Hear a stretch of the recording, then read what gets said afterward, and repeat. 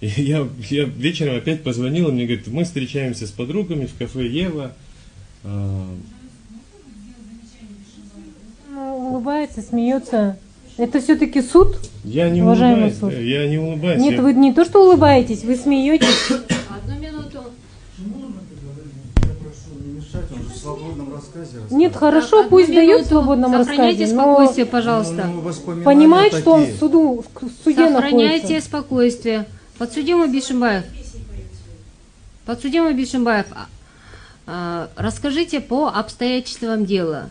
Без всякого сарказма, без смеха. Проявите уважение к родственникам погибшей. Ваша честь, я еще раз приношу извинения всем.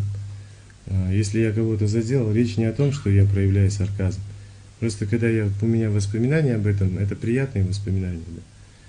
И может быть неосознанно так происходит. Я учту это.